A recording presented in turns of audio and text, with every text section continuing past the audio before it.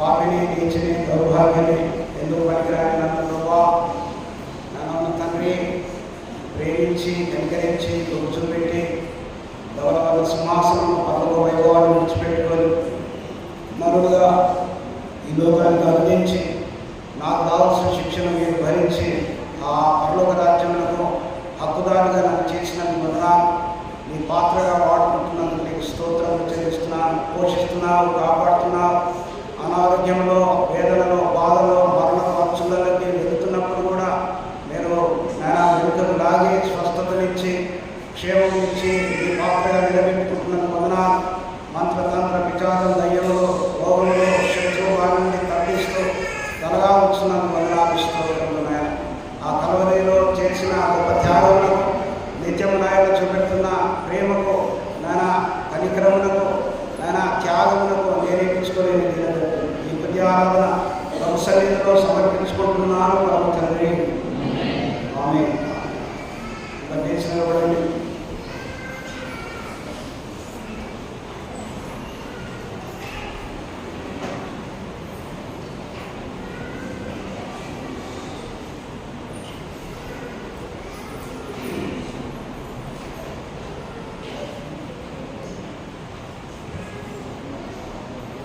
నీతి సూర్యుడా యేసు, ప్రాణనాథుడా రావయ్యా.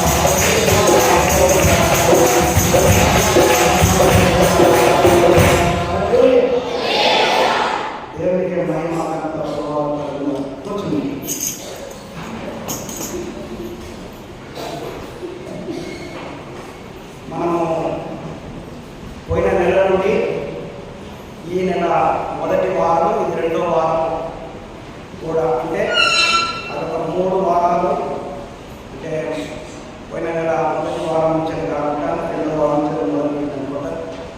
కుటుంబ వ్యవస్థ, కుటుంబంలో తల్లిదండ్రుల పాత్ర, పిల్లల పాత్ర, మనం పిల్లలకు నేర్పించే విధానం, మనం జీవించే విధానం, అది ప్రముఖులైన బైబిల్ గ్రంథంలో ప్రముఖులైన వాళ్ళు చేసిన క్రియల గురించి నేను మాట్లాడుతూ, పరిశుద్ధాత్మ దేవుడు మనతో, మన సంఘముతో మాట్లాడుతూ వస్తూ ఉంటున్నాడు. ఈ రోజున నేను ఒకవేళ పోయిన వారంలో వచ్చిన వాళ్ళు ఉన్నారు కదా, ఉన్నట్టయితే మనము ఎవరి కోసం మాట్లాడుతూ వస్తున్నాము?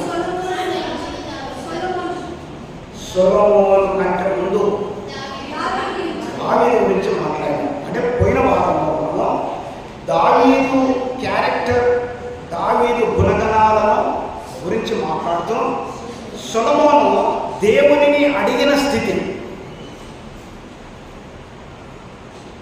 ఉన్నారు ఇక్కడ.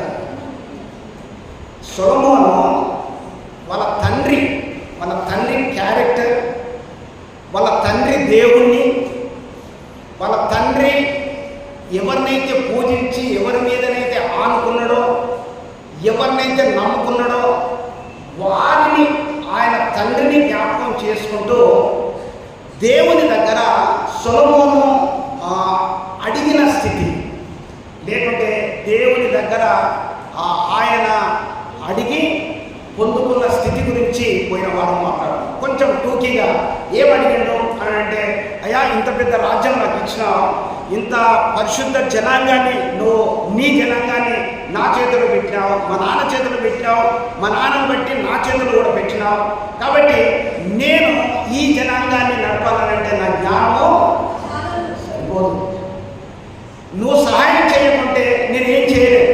మా నాన్నకి ఎట్లయితే సహాయం చేసినావో నాకు కూడా అట్నే సహాయం చేయాలి. చిన్న బిడ్డలు వింటున్నారా? ఏమడగాలి దేవుని?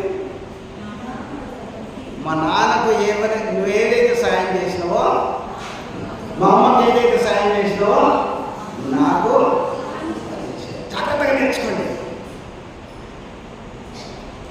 మరి తల్లులు మీ నాన్నకి ఎవరు దేవుడండి? మా తాతకు మాత్రము యేసు దేవుడుగా, యెహోవా దేవుడుగా, కానీ మా నాయనకు మాత్రము యేసయ్య, యెహోవా, పరిశుద్ధాత్మ త్రియేక దేవుడుగా ఆయన స్వీకరించాడు. అందుకనే నాకు కష్టం వస్తే, నాకు బాధ వస్తే, యోసేపు పంతులకు దేవుడవు కదా, మా యోసేపు పంతులకు నువ్వేమైతే చేసినావో నాకు. అంటే ఇక్కడ బైబిల్లో అది ఉన్నది, బైబిల్లో అది ఆ రీతిగా చేసిన వాళ్ళు ఉన్నారు. ఏదైనా కూడా మనకి ఇక్కడ అనాలోచితంగా గుడ్డిగా అంటలేము. ఇక్కడ ఆ మాటలు ఉన్నాయి. పోయిన వారం రానులకు ఒక టూకీగా దాన్ని మీరు చూపెడతారు. ఒకవేళ రాకుంటే మీకు తెలుసుకోవాలి. మొదటి రాజుల గ్రంథము 3వ అధ్యాయము, మొదటి రాజుల గ్రంథము 3వ అధ్యాయము 6వ వచనం. సొలొమోను ఇలా మనవి చేశాను, నీ దాసుడును నా తండ్రియునైనా దావీదు నీ దృష్టికి అనుకూలముగా సత్యమును నీతిని అనుసరించి యథార్థమైన మనసు గలవాడై ప్రవర్తించను గనుక నీవు అతని ఎడల పరిపూర్ణ కటాక్షం అగుపరిచి ఈ దినమున ఉన్నట్టుగా అతని సింహాసనం మీద అతని కుమారుని కూర్చుండబెట్టి అతని యందు మహాకృప చూపెట్టి ఉన్నావు. ఎంత చక్కగా ఉన్నది. ఇది నాకు చదువుతున్నప్పుడు, అంటే దేవుడు ఇది నాకు నేర్పిస్తున్నప్పుడు నేను చాలా పరవశించిపోయాను. అంటే ఒక జనరేషన్లో, ఒక జీనియాలజీలో, ఒక కుటుంబ వ్యవస్థలో ఏ రీతిగా వస్తుంది కుమారులారా, ప్రియ అగాపే బేతేల్ సంగమా, దేవుడు చాలా చక్కగా నెమ్మదిగా మాట్లాడుతున్నాడు. నేర్చుకో. లేదు నేను అదే స్థితిలో ఉంటానంటే మాత్రం నో బడి కెన్ డూ ఎనీథింగ్. ఎవ్వరు ఏం లేదు. God is teaching perfectly, slowly is revealing. మన పితరులకు వాళ్ళు రాజులై ఉన్నారు. వారికి దేవుడు ఏమి చెప్పిండు, వాళ్ళు ఏం చేసిండు మనకు నేర్పిస్తున్నాడు. ఇట్లా అడిగండి, నువ్వు అట్లా ఆ రీతిగా చేసినావు. ఇంకేమంటున్నావు? నా దేవా యెహోవా, 7వ వచనం, నీవు నా తండ్రి అయిన దావీదునకు బదులుగా నీ దాసునైన నన్ను రాజుగా నియమించి ఉన్నావు. అయితే నేను బాలుడను, కార్యములు జరుపుటకు నాకు బుద్ధి చాలదు. అంటే ఒక దేవునితోనే వాళ్ళ నాన్నతో చెప్పుకుంటున్నాడు. ఇప్పుడు మనకు నాకు తండ్రిగారు లేడండి, కానీ నాకు తండ్రిగారు లేకుండా నాకు తండ్రి ఉన్నాడు, నా తండ్రి ఉన్నాడు. నాకేమైనా బాధ వస్తే నేను పాస్టర్తో చెప్పా, నా కొడుకుతో చెప్పా, ఎదిగిన నా కొడుకుతో కూడా చెప్పా, ఎదిగిన నా బిడ్డతో కూడా చెప్పలేను. నా రూమ్లో నేనే ఏకాంతంగా నా దేవుడితో నేను పోట్లాడతాను. నేను ఎంత ప్రార్థన చేయాలో అంత ప్రార్థన చేసి ఇక దానికి కూడా జవాబు రాకుంటే మా నాయన జ్ఞాపకం చేసుకో. నువ్వు సేవ పిలిచినావు కదా, మా నాన్నని జ్ఞాపకం చేసుకో. మా నాన్నకు దేవుడిగా ఉన్నావు కదా, ఆయన నడిపించినావు కదా, మా నాకెందుకు నువ్వు ఆ స్థానం ఇచ్చినావు? సేమ్ ఇక్కడ ఉన్నది నా జీవితంలో మాత్రము అక్యురేట్గా ఉన్నదండి. దేవుని మహిమకరంగా నన్ను బట్టి నాకు జరిగిన, ఎందుకంటే మా నాయన పాస్టర్లో నేను కూడా అదే ఆయన స్థానంలో దేవుడు నాకు ఇచ్చాడు. అట్లనే దావీదు స్థానంలో సొలొమోనుకు దేవుడు ఇచ్చాడు. ఇంత మట్టుకు నేను ఇవ్వగలుగుతా. ఎందుకంటే ఇంకా అసలు వాక్యంలో ఇంకా మనం పోయిన వారం అటువైన రాని వాళ్ళకు కొంచెం టూకీగా ముందర చెప్పేది అర్థం కావాలని చెప్తాను. సరే, ఇట్లా ఎక్కడి వరకు తర్వాత 14వ వచనం వరకు కూడా మీరు తర్వాత చదువుకోండి. అయితే సొలొమోనుకు దేవుడు ఒక నిబంధన చేసిండు. ఏమన్నా దేనికోసం నిబంధన చేసిండు? ఈ 7వ వచనంలో ఆయన ఒక బలహీనతను చెప్పిండు కాబట్టి దానికి దేవుడు నిబంధన చేసిండు. ఏమన్నా చెప్పాడు? నేను చిన్నవాడను, నాకు జ్ఞానం లేదు. ఇప్పుడు ఈ సమయంలో ఈ కాంటెస్ట్లో నేనేమంటున్నానంటే, నువ్వు పెద్దోనివై కూడా నీకు జ్ఞానం లేదు. పిల్లలు కన్నాము, ఉద్యోగాలు చేస్తున్నాము, ఇండ్లు కట్టినాము, కానీ మన పిల్లలకు నిజంగానే అరే నా దేవుడు మీ దేవుడురా, నేను ఎవరినైతే కొలుస్తున్నానో ఆయన సజీవుడురా, ఆయన మీదనే మీరు ఆనుకోనరా అని చెప్పేసి పెద్దోళ్ళు అయిన తర్వాత కూడా ఆ సిస్టమ్ను తండ్రులు నేర్పిస్తలేదు.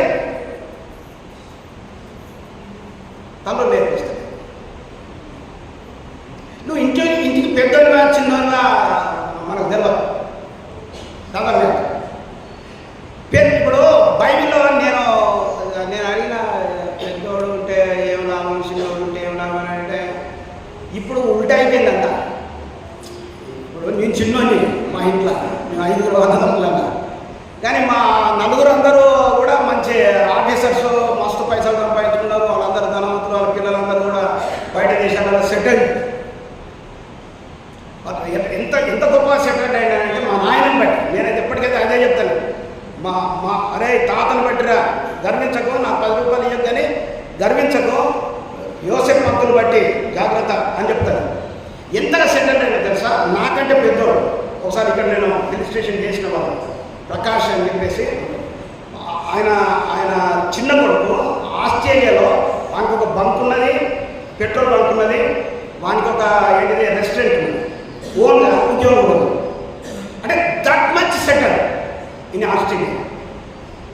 ఇంకొక అన్న కూడా వచ్చాడు, ఏలియాస్ అని చెప్పేసి, వాళ్ళ కొడుకు అమెరికాలో, వాడు అక్కడ గ్రీన్ కార్డ్ హోల్డర్. 2 కొడుకులు అక్కడ ఉంటాడు. ఇట్లా మా అన్నదమ్ములలో అందరూ కూడా దేవుడు బ్రేక్ చేశాడు. నేను చిన్ననే, నేను సేవ చేస్తున్నాను. అంటే నేను ఎందుకు ఇది నేను చెప్తున్నానంటే, బైబిల్ గ్రంథం గ్రంథంలో పెద్దోడు చిన్నోడు అని అంటే కయ్యని హేబేలు అని అంటే కయ్యని పెద్దోడు హేబేలు చిన్నోడు. దాన్ని ఎవరిని దేవుడు ఆశ్రయించు మాట్లాడాలి. మీరు అందరూ ఇక్కడ పెడుతున్నా అమ్మా, నేను అడుగుతున్నా ఎవరిని దేవుడు చిన్నోడు ఎందుకు అంటే ఒకేలా నియించిన అనకండి. చిన్నోడు దేవునికి అనుకూలంగా దేవుని ఆజ్ఞ ప్రకారం జీవించడు. దీవెన సంగతి పక్క పెట్టాడు. అనుకూలంగా ఎవరు జీవించాడు అని అంటే చిన్నోడు దేవునికి అనుకూలంగా, పెద్దోడు వాడు నరహత్య చేశాడు. నరహత్య సరే, తప్పిపోయిన కుమారుడు దాంట్లో ఏం నేర్చుకుంటున్నామా? వీడు చెడిపోయిందని నేర్చుకున్నామా? ఇక్కడికి వచ్చిన తర్వాత వీడు గురుగుతున్నాడు, సనుగుతున్నాడు, ఈ తండ్రి మీద అన్నింటినీ ద్వేషం పెంచుకున్నాడని పెద్దోళ్ళ గురించి మాట్లాడదాం. హల్లెలూయా. ఇక్కడ ఉన్నారా? ఏం నేర్చుకున్నాం దాన్ని అంటున్నా నేను. వాడు చిన్నోడు చెడిపోయిన మంచిదే కానీ మళ్ళీ దేవుని దగ్గరికి వచ్చాడు, తండ్రి దగ్గరికి వచ్చాడు. కానీ తండ్రి దగ్గరనే ఉన్నాడు, వీడు దూరస్తుడైపోయాడు. ఇట్లా కుటుంబ వ్యవస్థలో ఇప్పుడు ఇస్సాకు యాకోబు గురించి వస్తే ఈ తల్లిదండ్రుల ఫాల్ట్.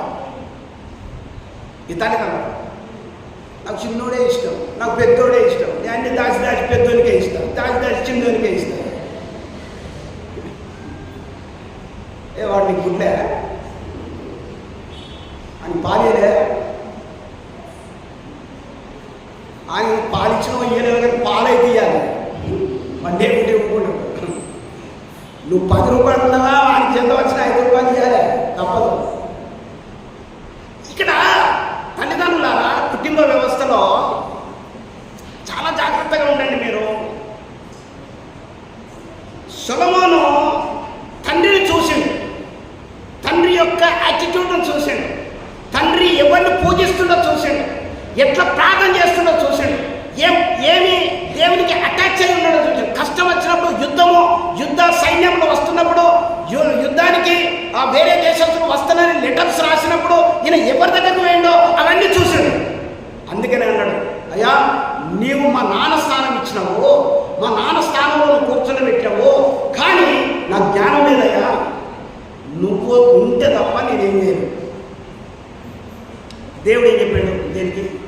దేవుడు ఒకవేళ నువ్వు అట్లా అడిగితే జవాబిస్తాడా నాకు కూడా అని అంటే, నేను మొదటి వాడును కడపటి వాడును జీవించుకోవాలి, మృతుడైంది కానీ 20,000 సజీవులైనా తప్పక నీకు జవాబిస్తాడు.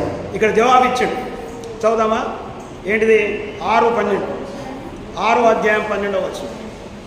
మొదటి రాజులు 6:12 ఏమన్నాడు? ఈ మందిరమును నీవు కట్టించుతున్నావే అంటే నువ్వు రాజరికము మీ నాయన చేతిలో రక్తంతో కూడుకున్నాయి, యుద్ధాలు చేసాడు కాబట్టి ఆయనతో నేను కట్టించుకోను, కాబట్టి నీతోనే నేను నా మందిరాన్ని కట్టించుకుంటా అని చెప్పేసి వాగ్దానం చేసి సొలొమోనుతో మందిరాన్ని కట్టిస్తున్నాడు. ఈ మందిరమును నీవు కట్టించుతున్నావే, నీవు నా కట్టడలను నా న్యాయ విధులను అనుసరించి నడుచుకొనొచ్చు. ఇది మీరు వాక్యం అయిపోయేంత మటుకు ఇది జ్ఞాపకం పెట్టుకోవాలి. హల్లెలూయా. ఏం జ్ఞాపకం పెట్టుకోవాలి చెప్పండి? దేవుడు ఏం చెప్తున్నాడు? నిన్ను దీవిస్తా, నువ్వు అడిగిన జ్ఞానం నీకు ఇస్తా, కానీ నాది ఒకటి ఉన్నది, నేను చెప్పేది నువ్వు వినాలి. ఇప్పుడు చాలామంది ఏంటంటే నేను మాత్రం వినగానే నువ్వు మాత్రం ఇవ్వాలి. కుదురుతుందా? ఇప్పుడు చాలా మందికి ఆశీర్వాదాలు కావాలా, ఇప్పుడు చాలా మందిని పాస్టర్ కూడా మెచ్చుకోవాలా, చాలా మందికి అది కూడా ఉంటుంది. ఆయననే మాత్రం ఎందుకు వాడుకోవాలి, మావోని ఎందుకు వాడుకోవద్దు, లేకపోతే నన్ను ఎందుకు వాడుకోవద్దు అని ఉంటుంది. ఎక్కడనైనా రూల్ ఒకటే, ఎక్కడనైనా rule is rule for all. రాజకీయంలో కూడా అంతే, ఎక్కడైనా ఉద్యోగాలలో అంతే. ఇక్కడ ఏమంటున్నాడు చూడండి, ఈ మందిరమును నీవు కట్టించుచున్నావే, నీవు నా కట్టడలను న్యాయ విధులను అనుసరించి నడుచుకొనుచు నేను నియమించిన ఆజ్ఞలన్నింటినీ గైకొనిన ఎడల నీ తండ్రి అయిన దావీదుతో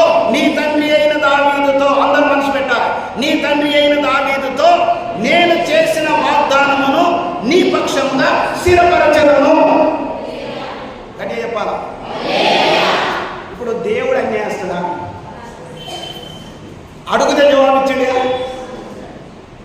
నీ కుటుంబంలో నువ్వు అడిగితే జవాబు కూడా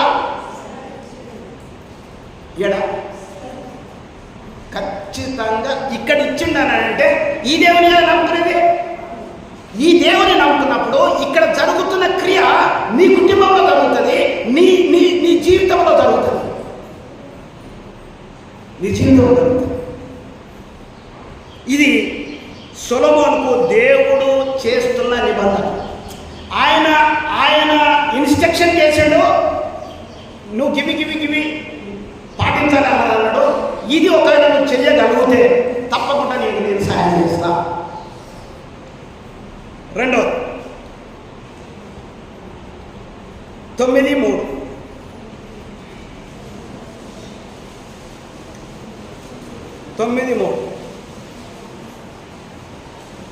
అతనితో ఇలా సెలవిచ్చెను, నా సముఖమందు నీవు చేసిన ప్రార్థన విన్నపములను నేను అంగీకరించి తిని నా నామమును అక్కడ సదాకాలం ఉంచుటకు నీవు కట్టించిన ఈ మందిరమును పరిశుద్ధపరిచి ఉన్నాను. దేవుడు ఆయన వాగ్దానం నెరవేరుస్తున్నాడు. సొలొమోను అప్పటి వరకు దేవుడు ఏదైతే ఆ 12వ వచనంలో దేవుడు ఏదైతే చెప్పిండో, ఆయన ఆజ్ఞలను, ఆయన నిబంధనలను,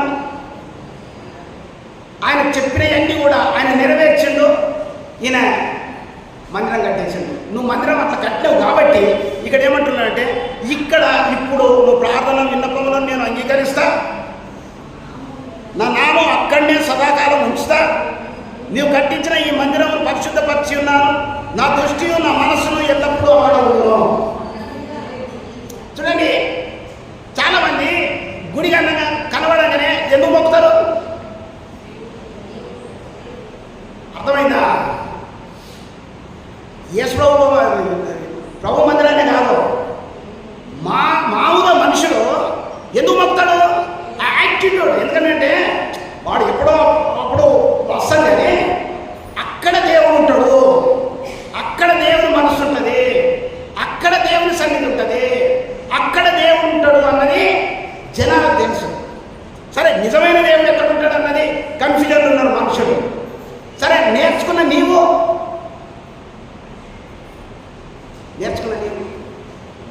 మందిరానికి ఎక్కడ వెళ్తున్నావు? దేవునికి ఏం సమయం ఇస్తున్నావు? దేవుని వాక్యానుసారంగా ఏం జీవిస్తున్నావు? ఇంకా అదే కుట్ర, అదే హృదయం, అదే నేచర్తో ఉంటున్నావా? దేవుడు అంటే భయపడుతున్నావా?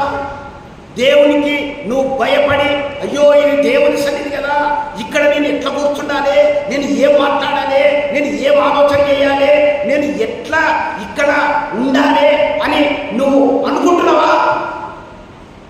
అనుకుంటలేదు. ఇష్టానుసారంగా వస్తాం, ఇష్టమైన సమయానికి వస్తాం, ఇష్టానుసారంగా కూర్చుంటాం, ఇష్టమైన రీతిలో మనం వ్యవహరిస్తాం, ఇష్టమైన రీతిలో మాట్లాడతాం. దేవునికి అనుకూలమైన స్థితిలో మనం ఉండడం లేదు. ఇంకెన్ని రోజులు మరి? ఇంకెన్ని రోజులు? యేసు వచ్చేదాని కోసం మాత్రము ఇంకా పెద్దగా దూరం అయితే లేదు.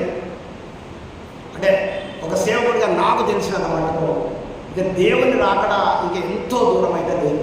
ఎందుకంటే ప్రవచనాలు నెరవేర్చుంటున్నాయి, సూచనలన్నీ కూడా నెరవేరుతుంటున్నాయి.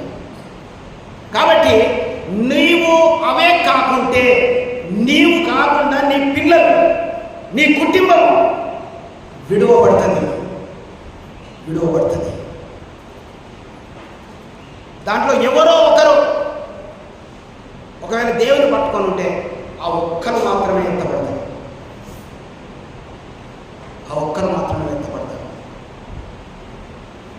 మీకు చరిత్ర తెలుస్తుందో తెలుస్తలేదో నాకు తెలియదు.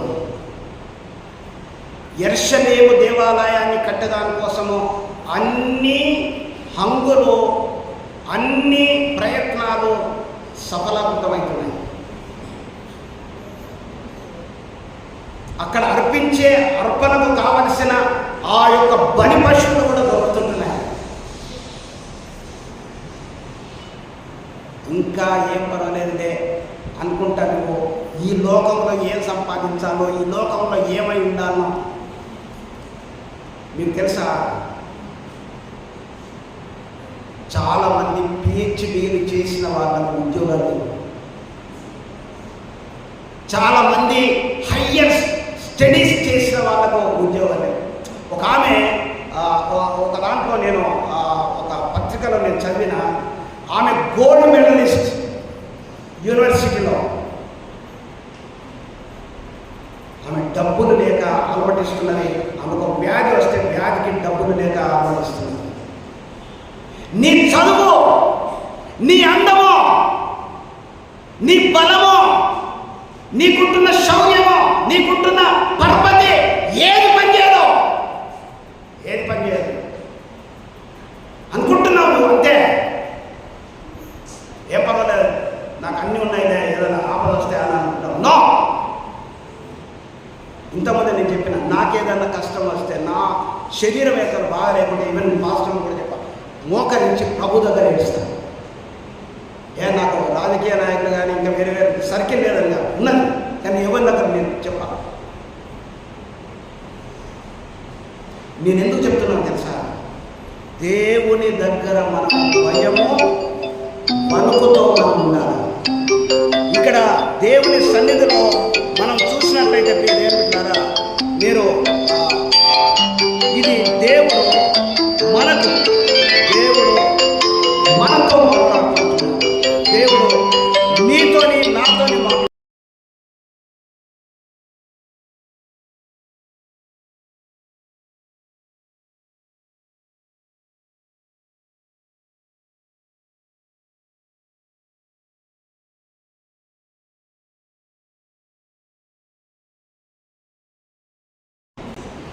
ఎందుకో తెలుసా?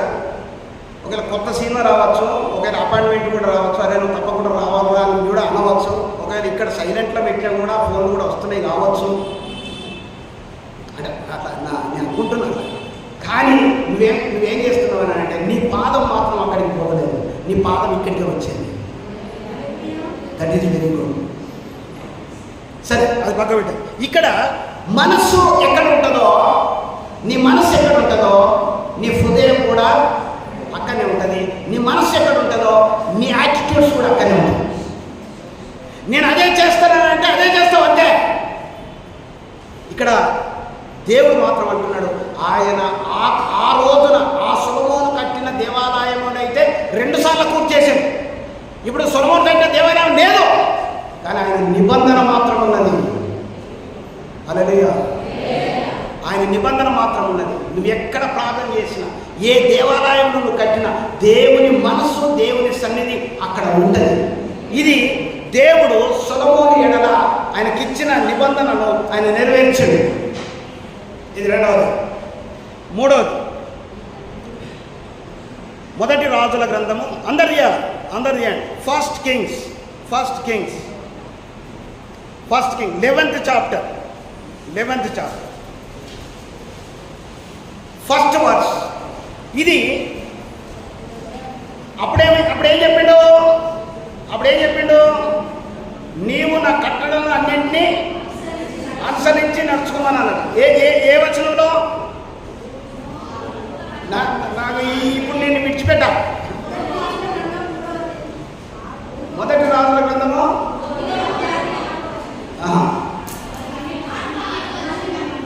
6:12 రాసుకోండి. నేను ఒక్కటికి 100 సార్లు ఇది చెప్తున్నా. ఇవాళ మీరు ఇది ఒక మెసేజ్ లెక్క తీసుకొని పోకండి. ఒక కుటుంబ వ్యవస్థ జీవించబడాలని అంటే నేను చెప్తున్నా. 6:12 ఏం చెప్పిండు దేవుడు? తగ్గిమని ఎవరైనా చదవాలి. 6:12 ఈ మందిరము 6:12 ఫస్ట్ కింగ్స్ 6:12 నీవు నా కట్టడాలను న్యాయ విధులను అనుసరించి నడుచుకొనుచు నేను నియమించిన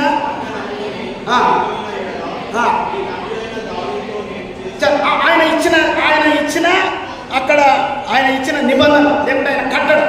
ఇప్పుడు ఇక్కడ కూడా దానిని పురస్కరించుకొని ఇక్కడ ఒక కాషన్ ఇస్తున్నాడు. సరేరా బాబు, నువ్వు అన్ని బాగానే చేసావు సొలొమోన్, కానీ ఇంకొకటి నీతో చెప్తున్నా అని ఇక్కడ 11:1 అందరు తీయండి. మొదటి రాజులు 11:1 అందరు తీసిందా? ఇక్కడ ఆయన ఏం చెప్తున్నాడు అన్నాడంటే, మోయాబీయులు, ఏదోమీయులు, అమ్మోనీయులు, సీదోనీయులు, హిత్తీయులు అను జనులు నీ హృదయములను తమ దేవతల తట్టు త్రిప్పుదురు గనుక వారితో సహవాసము చేయకూడదు. ఎవరు చెప్తున్నారు? ఎవరితో చెప్తున్నారు? ఆయన బిడ్డలతో చెప్తున్నారు. ఈ రోజున ఎవరితో చెప్తున్నాడు? అగాపే బేతల్ చర్చిలో ఉంటున్న కుటుంబాలకు చెప్తున్నాడు, యవనస్తులకు చెప్తుంటున్నాడు, స్త్రీలకు చెప్తుంటున్నాడు, పురుషులకు చెప్తుంటున్నాడు. ఇక్కడ పర్టికులర్గా పేరు పెట్టాడు. మోయాబీయులు మంచోళ్ళు కాదు, సీదోనీయులు మంచోళ్ళు కాదు, ఏదోమీయులు మంచోళ్ళు కాదు. వీళ్ళందరూ కూడా విగ్రహారాధికులు. ఎవరు నీ ఫ్రెండ్? నువ్వెవరిని నీ ఇంటికి ఎవరెవరు వస్తున్నారు? ఎలాంటి వాళ్ళు వస్తున్నారు? ప్రార్థన పరులు, పరిశుద్ధులు, దేవుని బిడ్డలు నీ ఇంటికి వస్తున్నారా? లేకుంటే అన్య సంప్రదాయాలతో ఉన్నవాళ్ళు నీ ఇంటికి వస్తున్నారు? రావద్దని కాదు, ఇక్కడ రావద్దని కాదు. నీ పిల్లలు చూస్తున్నారు, నువ్వెవరితో స్నేహం చేస్తున్నావని, ఎవరు వస్తున్నారని, ఏమి ఆపద పొంచి ఉన్నదని. ఎందుకు వీళ్ళ పేర్లు పెట్టి చెప్పిండు దేవుడు? కుటుంబంలారా, దేవుడు వీళ్ళకు ఎందుకు పేర్లు పెట్టి చెప్పాడు? ఎందుకు చెప్పాడు తెలుసా? వీళ్ళ యాటిట్యూడ్స్ దేవునికి తెలుసు కాబట్టి. ఒకవేళ సొలొమోనుకు తెలియదు కాబట్టి, వాళ్ళ నాన్నకు తెలుసు కానీ సొలొమోనుకు తెలియదు. ఇప్పుడు చెప్పేదాని కోసం నాన్న లేడు కాబట్టి తండ్రిగా దేవుడే, పరిశుద్ధాత్మ దేవుడే. ఇప్పుడేమో పరిశుద్ధాత్మ దేవుడు మనం చెప్తుంటున్నాడు, అప్పుడేమో సొలొమోనుకు చెప్పిండు. ఏమని చెప్పిండు? మీ హృదయములను అండర్లైన్ చేసుకొని తమ దేవతల తట్టు త్రిప్పుదురు గనుక వారితో సహవాసము చేయకూడదు. అంతేకాకుండా వారిని మీతో సహవాసము చెయ్యనీయకుండా, నువ్వు దోస్తానం చేస్తాడు కాదు, వాడు దోస్తానం చేస్తాం కోసం వస్తాడు, వాడు ఫ్రెండ్షిప్ చేస్తాం కోసం వస్తాడు. నువ్వు వాడితో ఫ్రెండ్షిప్ చేయకు, వాడిని నీతో ఫ్రెండ్షిప్ చేయదు. Action reaction. యెహోవా ఇశ్రాయేలీయులకు సెలవిచ్చి ఉన్నాడు. ఎవరు చెప్తున్నాడు? ఇది దేవుడే చెప్తుంటున్నాడు, సృష్టికర్త చెప్తుంటున్నాడు. అయితే రాజైన సొలొమోన్, ఇది దేవుడు చెప్పినాడు. అమ్మా, ఇప్పుడు ఇక్కడ ఇలాంటి వాక్యాలు ఎన్నో రోజుల నుంచి వినబడుతుంటున్నాయి. ఇప్పుడు రేడియోలు లేవు, కరపత్రాలు కూడా పంచటోళ్ళు లేరు, ఉద్యోగుండాలు అవి కూడా బంద్ అయిపోయినాయి. ఇప్పుడు ఏమైనా టీవీలలో వరుసగా ఒక క్రిస్టియన్ ఛానళ్ళలో మాత్రమే వస్తున్నాయి. లేదు అని అంటే ఇలాంటి మీటింగ్స్ ఇక్కడ జరిగితే వినబడుతుంటుంది. అదొకప్పుడు ఉండే, ఇప్పుడు లేవు. ఇప్పుడు అన్ని లైట్ అయిపోయినాయి. ఎక్కువసేపు వాక్యం కూడా వినరు. ఆడు పోతే గంట సేపు చెప్తారా? సినిమాని అయితే 3 గంటలు చూస్తాం. ఇక్కడ గంటన్నర వినదాని కోసం చిరాక్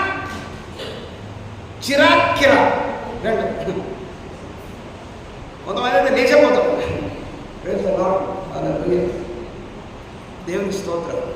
పరిశుద్ధాత్మ దేవుడు నీతో మాట్లాడితే నీకు లోబడే స్వభావం ఉన్నట్టయితే, నువ్వు నేర్చుకునే స్వభావం ఉన్నట్టయితే తప్పక జుట్టి తేనె ఎట్లనైతే రుచిగా ఉంటుందో, ఆ మూలుగా ఉంటుంది చూడు, అట్ట చూడు, అది ఎంత రుచిగా ఉంటుందో అట్లా ఫీల్ అవుతావు. అంతగా ఒలిసి పెడుతున్నాడు దేవుడు, అంతగా ఒలిసి మింగాలంటే జీర్ణించుకోవాలి. ఇక్కడ అంటున్నాడు ఇశ్రాయేలీయులకు సెలవిచ్చిన. అయితే రాజైన సొలొమోను, ఇది చాలా ప్రాముఖ్యం. ఇవ్వాలని వాక్యం ఇది. ఇంతసేపు చెప్పిందంతా కూడా 2 రోజులే. వచ్చిన వాళ్ళకు రాను వాళ్ళకు మళ్ళీ రిమెంబర్ కోసం ఇవన్నీ చెప్పింది. ఒకవేళ వచ్చేవాళ్ళని చెప్తే మళ్ళీ ఈ నుంచే చెప్పాలి కొంచెం. ఈ ఏమంటున్నాడు? అయితే ఇంత బుదరకిచ్చి ఇంత మంచిగా చెప్తే కూడా అయితే రాజైన సొలొమోను ఫరో కుమార్తెను గాక ఆ జనులలో ఇంకా అనేక మంది పరస్త్రీలను మోహించి కామాతురత గలవాడై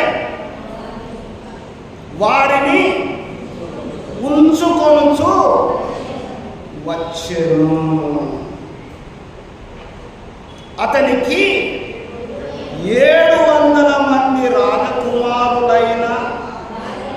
కుమార్తెలైన భార్యలను 300 మంది ఉపపత్నులను కలిగి ఉండిరి. అతని భార్యలో అతని హృదయమును త్రింపివేసిరి. దేవుడు ఏం చెప్పిండు?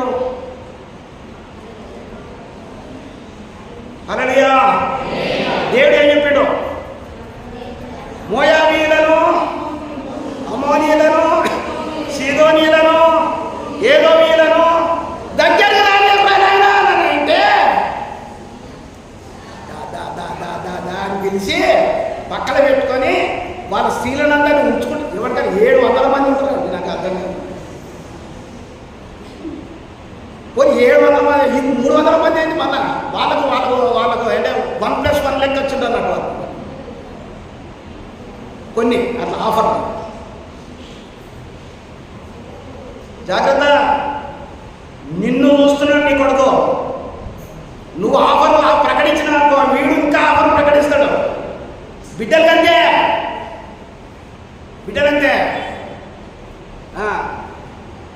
జాగ్రత్త. ఇక్కడ దేవుడు అనాలోచితంగా మాట్లాడుతున్నాడు. దేవుడు ఏదైనా చెప్పకుండా మారడు.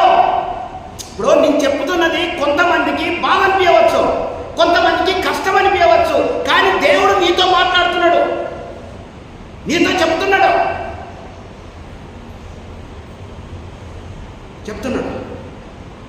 కర్ణమ్మ చనిపోయినప్పుడు ఆ గల్లీలో యేసు ప్రభు దేవుడు అని చెప్పింది. ఆ రెడ్డి థామస్ రెడ్డి కాబట్టి రెడ్లు బాగా మంది వచ్చారు. ఎవరు చెప్పాలి యేసు ప్రభు దేవుడు అని అంటే వాడు ఉంటే ఉండు పోతే పో. యేసు ప్రభు దేవుడు. కర్ణమ్మ యేసు ప్రభు నమ్ముకొని వచ్చింది. ఇంకెక్కడ ఎవరైనా ఉన్నారు అక్క జిల్లాలో మీరు యేసు ప్రభు నమ్ముకోండి అని చెప్పింది. అంతే. ఇక్కడ ఏమంటున్నాడు? వాళ్ళ భార్యలు ఏం చేసిందట? వాళ్ళ హృదయమును త్రింపివేసిరే. ఏం చేసిండు? హృదయాలను త్రింపివేసి. సొలొమోను వృద్ధుడైనప్పుడు అతని భార్యలు అతని హృదయమును ఇతర దేవతల తట్టు త్రిప్పగా అతని తండ్రి అయిన దావీదు హృదయం వలె అతని హృదయము దేవుడైన యెహోవా ఎడల యథార్థము కాకపోయెను. ఫస్ట్ ఏం అడిగాడు? నేను ముగిస్తుంటున్నా.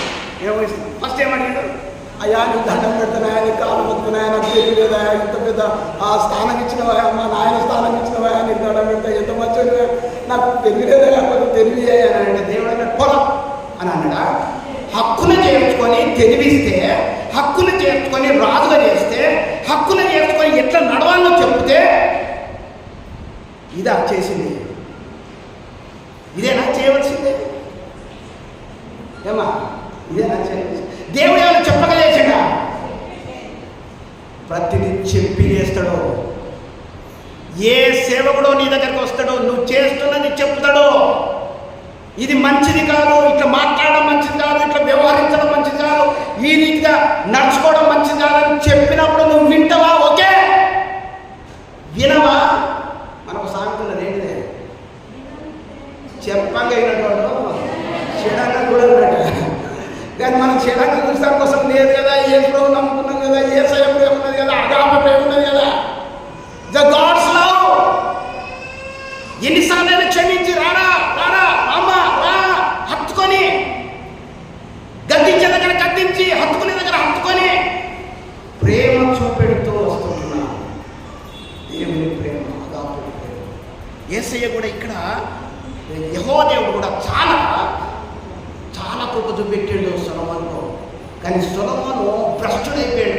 ఎంత గొప్ప విషయం అంటే స్వర్ణ దేవాలయాన్ని కట్టించిన ఒక రాజు ఏం కట్టించిండట ఇక్కడ? తండ్రి అయిన ఆ దేవతల తట్టు, ఆయన భార్యల హృదయమును ఆ ఇతరుల దేవతల తట్టు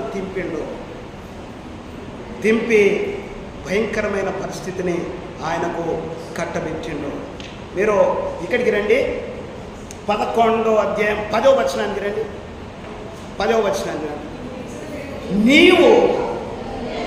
నీవు ఇతర దేవతలను వెంబడింపవలదని అతనికి ఆజ్ఞాపించినను.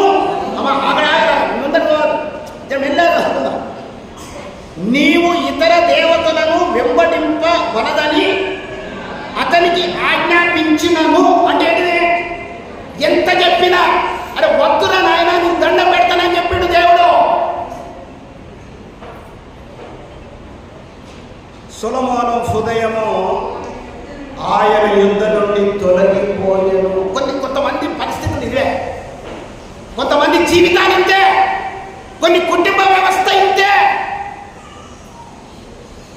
నువ్వు చేస్తున్నది తప్పు, నువ్వు మాట్లాడుతున్నది తప్పు, నీ వ్యవహారం తప్పు. ఇది క్రైస్తవులకు ఉండవలసింది కాదు.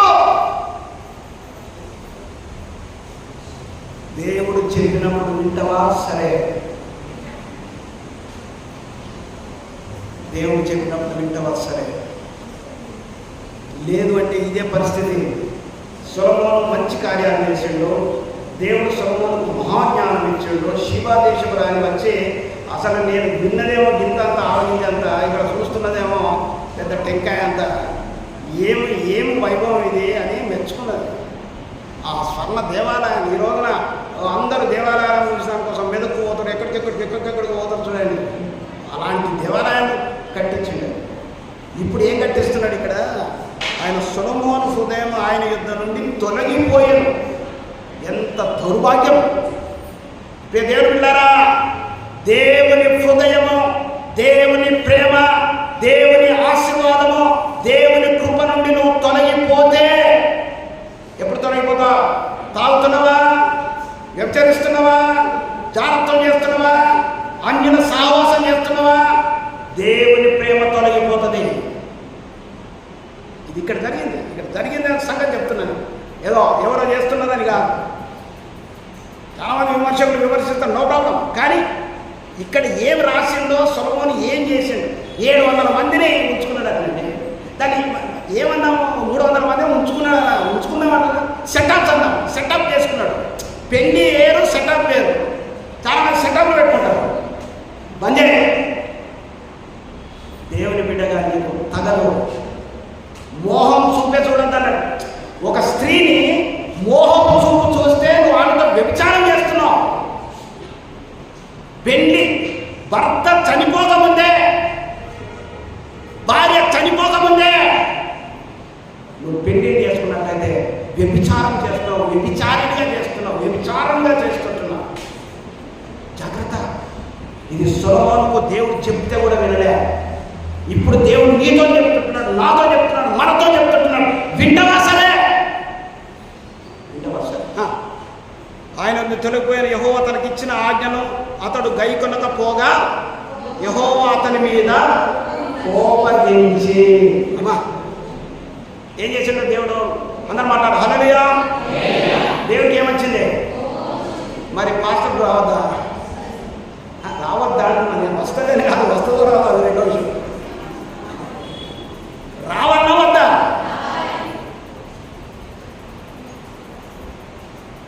చాలామంది పాస్టర్లు కోపం రాదు, కానీ నాన్నోళ్ళకి వస్తుంది. చిన్నదైనా ఓర్చుకో. ఎందుకో తెలుసా? ఇక్కడ వాక్యం ఉన్నది. ఇక్కడ వాక్యంలో ప్రతిదీ నేర్పిస్తున్నాడు. 11వ వచనం, సెలవిచ్చినదేమనగా నేను నీతో చేసిన నా నిబంధనను కట్టడలను నీవు ఆచరింపకపోవుట నేను కనుగొనుచున్నాను. ఇంతకుముందు నేను ఎందుకు చదివించినవి? ఆయన కట్టడ, ఆయన నిబంధన అవన్నీ ఇచ్చాడు కదా. అక్కడ 6:12లో 9:3లో ఇవన్నీ ఆయన కట్టడాలను, ఆయన నిబంధనలు ఏం చేయాలో, ఎట్లా వ్యవహరించాలో చెప్పాడు. నువ్వు వాటిని చేయలేరు సొలొమోనా, నువ్వు వాటిని చేయలేదు. నా నిబంధన నీతో నెరవేర్చిన నేను, కానీ నువ్వు ఇచ్చిన ఆ నిబంధన, నువ్వు ఇచ్చిన ప్రామిస్ మాత్రం నా ఎడల నెరవేర్చలేదు.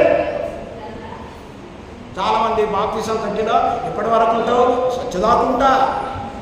వాడు సత్యదాకేమో కానీ ఆ బయటకు వచ్చేదాకుంటే చాలు అని అనిపిస్తుంది కొన్నిసార్లు. ఆ ఉంచినప్పుడే ఎంత భయంకరమో తెలుసా క్రైస్తవ జీవితం. ఇది హిందువులకు కాదండి, క్రైస్తవులకే బోధ. బైబిల్ క్రైస్తవులకే. నీవు మాదిరిగా ఉంటే వాడే వస్తాడు, నువ్వు మాదిరిగా ఉంటే వాళ్ళే వస్తాడు. నీకేం లేకపోయినా కూడా పర్వాలేదు, నువ్వు దేవుని మాదిరిగా ఉంటే అన్ని నీ దగ్గరకు వచ్చేస్తాయి. ఇక్కడ అంటున్నాడు, నా నిబంధనలు కట్టడలను ఆచరింపకపోవుట నేను కనుగొనుచున్నాను కనుక. బైబిల్ చూడాలి 11:11 కనుగొనుచున్నాను కనుక ఈ రాజ్యమును నీకుండకుండా నిశ్చయముగా తీసివేసి నీ దాసునికి ఇచ్చేదను. ఎంత బాగుంది. తండ్రి స్థానమును కొడుకుకి ఇస్తే కాపాడుకోవాలన్నా కాపాడుకోవాలి. తండ్రి లెక్క నడిచి కాపాడుకోలేదు. మరి కాపాడుకోకుంటే దేవుడు చూస్తూ ఉంటాడా? వెరీ గుడ్ బిడ్డ, సర్లేరా పాపం పాని మీ ఆయన పెట్టేదని చేస్తానని అంటాడు. చేస్తాడు, కానీ ఆయన ఇచ్చే శిక్ష మాత్రం తప్పదు. 12వ వచనం, అయినను నీ తండ్రి అయిన దావీదు నిమిత్తము నీ దినముల యందు నేను ఆరాధన చేయక నీ కుమారుని చేతిలో నుండి దాన్ని తీసివేసేదను. చూడండి ఆయన ఎంత ప్రేమగా. ఇంత తప్పులు చేసినా సరేనా, మీ నాయన బట్టి నిన్ను దీవిస్తానని చెప్పిన కదా, కాబట్టి నువ్వు తప్పు చేసినా కూడా నేను అదే స్థితిలో వస్తున్నా. అదే మంచి బంగారము వెండి తులతూతూ ఉండు, కానీ నీ కొడుకు మాత్రం భ్రష్టుడు అయిపోతాడు, నీ కొడుకు మాత్రం వికారుడు అయిపోతాడు, నీ కొడుకు మాత్రము ఏమి లేనుడు అయిపోతాడు, శత్రువుల చేతికి వెళ్ళిపోతాడు, నీ కొడుకు మాత్రము భ్రష్ట జీవితం కలిగి ఉంటాడు. ఒక తండ్రిగా నీ కొడుకు ఏం కావాలని కోరుకుంటున్నావు? ఒక తల్లిగా నీ బిడ్డ ఏం కావాలని అనుకుంటున్నావు? చెప్పాలి నాకు. నీ పిల్లలు ఏం కావాలనుకుంటున్నావు?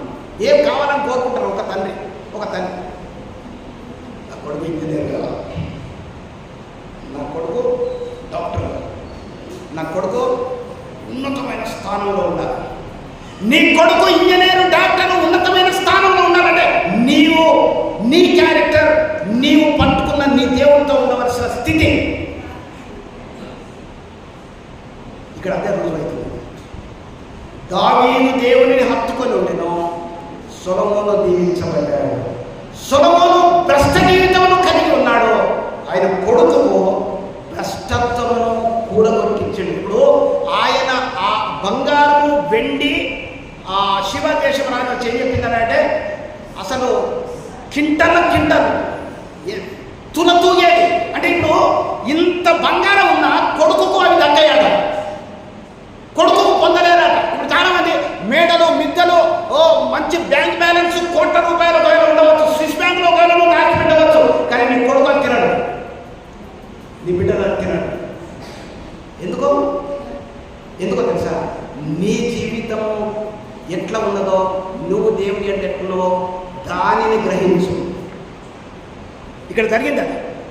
నేను వడ్డీ అని చెప్తలేదు, దీన్ని 1-10 సార్లు చదువుకోండి. అమ్మా నేను బోధించేది కొంచెమే ఆలోచించేంత, ఇప్పటికే 10 నిమిషాలు ఎక్కువ అయిపోయింది. నేను బోధించేది గింతంతనే, కానీ మీరు దీన్ని ఇంకా కొంచెం స్టడీ చేయండి. నేను ఇప్పుడు ఎక్కడికి వెళ్తున్నా అంటే 23కి వెళ్తున్నా. 23 దగ్గరికి వెళ్ళండి. అదే గ్రంథం, అదే 11లో 23 రండి. అందరు తీయండి. 23 వర్స్ 23 అందరు తీసాక అందరు బైబిల్ చూడండి. బట్టి ఇప్పుడు మందిరానికి రావడం మట్టిగా కూర్చుండి పోతే ఏం రాదు నీకు. ఇప్పుడు సపరేట్గా నువ్వు ఇంట్లో ఉన్నది బెస్ట్. ఇది ఒక పాఠశాల, ఇక నువ్వు నేర్చుకొని పోతే నీ పిల్లలకు నీ కుటుంబానికి దీవెన. 23 చదువుదామా. మరియు దేవుడు అతని మీదికి ఎల్యాదా కుమారుడైన రేజోను అను ఇంకొక విరోధిని రేపాను. నీకు విరోధి లేస్తున్నాడు అని అంటే ఇక్కడ ఏమంటున్నాడు? వీడు శోభారాధైన హదాదేదారు అను తన యజమాని యొద్ద నుండి పారిపోయినవాడు. ఒక పారిపోయినవాడు మేకై లేచాడు సొలొమోను. 32 సొలొమోను 32, 11, 32 చదువు. సొలొమోను తండ్రి అయిన దావీదు చేసినట్లు నా దృష్టికి యోగ్యమైన దాని చేయకయు. మరోసారి సొలొమోను తండ్రి అయిన దావీదు చేసినట్లు నా దృష్టికి యోగ్యమైన దాన్ని చేయకయు, నా కట్టడలను నా విధులను అనుసరింపకయు, నేను ఏర్పరిచిన మార్గములలో నడవకయు ఉన్నారు కనుక అందును బట్టి సొలొమోను చేతిలో నుండి రాజ్యమును కొట్టివేసి 10 గోత్రములకు ఇచ్చెదను. దేవుని బిడ్డలారా, ఐ క్లోజ్ హియర్. అంటే సొలొమోను దావీదు ఇక్కడ రాస్తూ కూడా రాస్తాడు చూడండి. దావీదు దేవునిని హత్తుకొని దేవుని వాక్యానుసారంగా జీవించి దేవుని పద్ధతిలో ఉన్నాడు కాబట్టి కొడుకులను కూతుళ్ళను మర్చిపోకుండా దేవుడు దీవించిండు. కానీ దీవించినప్పుడు ఆయన ఇన్స్ట్రక్షన్స్ ఇస్తాడు. ఆ ఇన్స్ట్రక్షన్స్ ఏంటంటే దేవుని వాక్యానుసరమైన జీవితంలో వాగ్దానం. నువ్వు దీంట్లో మనం ఈ రోజున నేర్చుకుంటున్నది ఏంటంటే, మనం ఎంత సంపాదించినా మన పిల్లల మీద, మన పిల్లల కోసం ఎంత సంపాదించినా నీవు కరెక్ట్గా లేకుంటే నీవు సంపాదించింది నీ కొడుకులు నీ బిడ్డలు తినరు. రెండవది, నిన్ను బట్టి నీ పిల్లలకి ఏం జరుగుతుందంటే విరోధులు తయారైపోతారు. దేవుడు సొలొమోనుతో అదే చెబుతుంటున్నాడు. ఓ సొలొమోనా, నిన్ను బట్టి నీ కొడుకుకో నేను శపిస్తుంటున్నా. నీ కొడుకు చేతిలో రాజ్యం ఉండదు, నీ చేతిలో నుండి కూడా వెళ్ళిపోతుంది అని చెప్తున్నాడు. ఎందుకు అన్న దేవుడు ఎప్పుడు కూడా ఆయన మీద వేసుకోడు. ఏదైనా ఆయన ఎప్పుడైనా ఫ్రెష్ ఉంటాడు. ఎందుకు అంటే, నేను చెప్పిన నిబంధనలు పాటించలేదు కనుక నేను ఈ పని చేస్తున్నా. కాబట్టి దేవుని బిడ్డలారా, నీవేమై ఉన్నావో, నీ కుటుంబ వ్యవస్థ ఏమై ఉన్నదో ఒకసారి ఆలోచన చేసుకోండి. ఒకవేళ నీవు దేవునికి బాగా సన్నిహితంగా ఉన్నట్టు ఒకవేళ నటిస్తూ బయట నీ జీవితం ఒకవేళ దేవునికి దూరం అయితే, నిజంగానే ఒకవేళ దేవునికి దూరస్తుగా ఉన్నా, అది నీ పిల్లలకు నీకు అది శాపంగా మారుతుంది.